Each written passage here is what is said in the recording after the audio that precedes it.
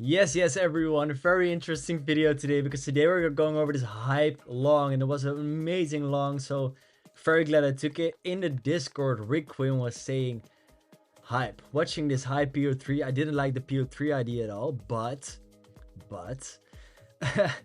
we had an accumulation right there. So we had a wonderful one, we had a wonderful two, and we were waiting for that three. And yeah, it was just a great call. And I'm going into it, and I'm going over the TA, and I'm going to say why I didn't even really like the model 100% itself, like the model itself, but there was a very interesting. There were two very interesting confluences, which were the reason I took the trade.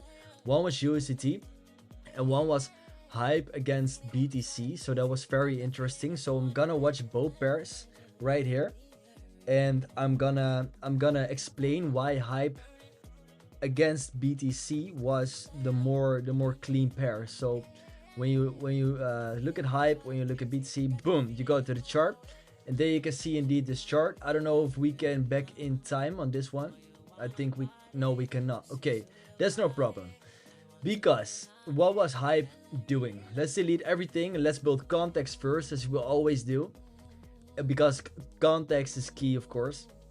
What do we have here? We have a horizontal price action, but this is not a vetted range. Why is this not a vetted range? Because this is not structure. Structure, higher time frame structure is saying, and please don't make this mistake, going lower, going higher, and you make a higher low, okay? So here begins your range. Your range doesn't begin here, okay?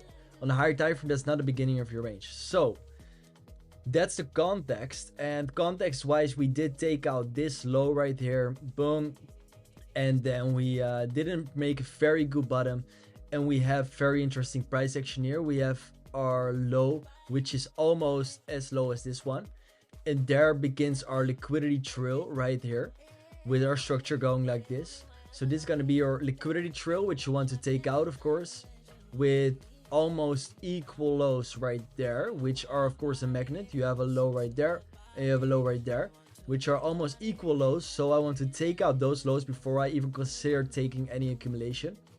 Hey, that's where we formed our tap 2. Okay, let's go back in time a little and let's go into it since that tap. And there you can see we're indeed forming a range here. Rakrin, I don't know how to pronounce it, was saying it might be a PO3 right here.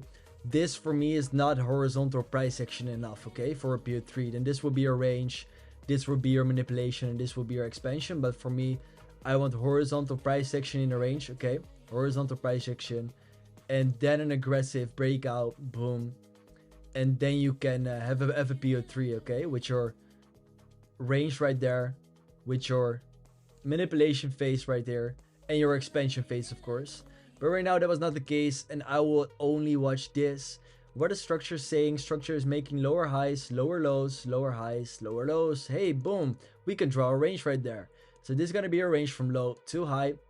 And now we're going to watch for our tap 2, because we of course have our tap 1 right there, and we have our tap 1 right there, and we have a tap 2 right here. Why is this a tap 2? You deviate your tap 1, boom. So you have tap 1, tap 2, and right now we're gonna watch for a potential tap 3 to potentially accumulate, because we know now that we took all the liquidity of this point. Okay, we know we can go higher. So what happens here is you have a tap 3 POI, and the tap 3 POI was let's see, I don't know it on the top of my head, but it was this. Boom, structure was going like this. Your first higher low before you go up, and there is structure going just upwards. And then you would say, hey Tim, is this your extreme liquidity? No. Why not? Because this is literally almost equal lows. Okay, so when you take out this low, you will take out that low as well. Okay, so what is your extreme liquidity gonna be? It's actually very similar to what I've shown you right there. Very interesting, because what do we see right here? Price going higher and almost making the same low, but taking out liquidity. And then here begins your horizontal price action, price going higher with your liquidity trail. So this is gonna be your extreme liquidity. So what happens right here is that when you go on a lower time frame, you see this is gonna be your extreme liquidity point. Okay, I hope that's clear. I hope you see why it does look the cleanest as well.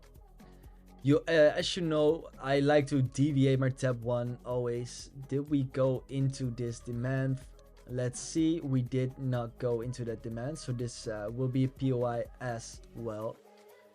And let's see if we go into it and might even have a trade, because we're right here. The range high is not taken out yet. You have some sort of not leaving liquidity behind, because this high takes this high, this high takes this high. Okay, but you have a high right here, a high right here, now a high right here, which did take out this high. So the return to zone is not the best, but it's also not the worst ever. Like, you have a high here, you have a high here, you have a high here, and the range high is not taken out yet. Okay, so then it's always less good. So yeah, a sort of return to zone is not the best, and this was not the model I would have traded it, because that is why I was watching high BTC. That's why I wanted to show you that. Let's see what price is gonna do, because when I play it, you indeed see we came into that POI. Now we're gonna watch is price breaking structure. And what is structure saying? Structure is going like this, boom boom. You have 2 candles going up, 2 candles going down, so we have to break that point right now. Are we breaking that point? No, we're not yet. We are wicking it there. We were going lower, so structure was going lower, boom boom boom. Now we have to break this, of course, to enter the trade. Stop goes below the low, and when I play, you see that is what happens. So this is going to be your break of structure. All right, your break of structure, you enter on the break, boom, and there goes your stop loss below the low, and your target range high for a 2.25 RR trade. But this POI was not the most clear POI, and I hope you see why, because we indeed deviated that tab 1. Okay, we deviated that tab 1, but what you see here is not what you want to see, because as I said in the beginning, when you take out this, you're probably gonna take out this as well. But right now we have a low here, we have a low here, we have a low here, which is not taking out this low. Okay, so what does that mean? You're leaving liquidity behind, would you think? Okay, you would think you leave liquidity behind. Not when you use the POIs I've shown you in the beginning. Like, when you use this, okay, it's still valid, but it's just more ugly. Okay, you take out indeed that liquidity, but it's ugly because you go in way too deep. You're not taking out that low, you're not taking out the tab 2, because then it's of course a model 1. If you take this out, that will be even more clean. So what do we do now? I'm not gonna take this straight, because we have lows building up. We have lows here, we have lows here, we have liquidity, we have a reason to go lower. I'm not taking this. So what's happening here? Okay, you see here high BTC, and you learn something new every day watching my videos. Okay, so high BTC, when you're in doubt, go to a BTC chart. What do we see here, guys? Structure, boom, first move up before going down, leaving an inefficiency. And we indeed see we took that extreme liquidity. Okay, we took the extreme liquidity. We have our 1, we have our 2, and we have our 3. Taking that extreme liquidity, it's so clean. And you break structure right there. You enter and you target a range high. So I hope you see why this was incredibly clean. You took that extreme liquidity. This had absolutely not a reason at all to go lower. And that is the reason why you take a trade like this, because it has no room of error. And what did we see in USDT dominance? Because that was the second one I was watching. Very important as well, because USDT dominance was actually in a confirmed model 1, which failed. It was pretty interesting, because we had on a higher time frame a range right there. And I have to say correct, because we were of course uptrending, higher highs, higher lows. Okay, so you draw your range from high to low, but I cannot go back in time on the USDT pair, so let's just bear with me. Okay, what do we see? What is structure saying? if you want to fill it, range 2 candles down, more than 2 consecutive candles up, more than 2 consecutive candles down, more than 2 consecutive candles up, but you don't have more than 2 down consecutive. So this is going to be your structure, and you have your 1, you have your 2, and you have your 3, because this is not a tap, because you don't have 2 candles down. That are just the rules. So on the lower time frame is of course a 4 tap, but that doesn't matter because higher time frame rules. And you have your 1, you have your 2, you have your 3, and what happens here when you connect the dots, you see that you broke structure. You didn't break higher time frame structure, but you did break structure right there. Boom. And you had your confirmed model 1, which failed, which a model can always fail. But when you broke the structure, you confirmed price to go to the range low, which failed again.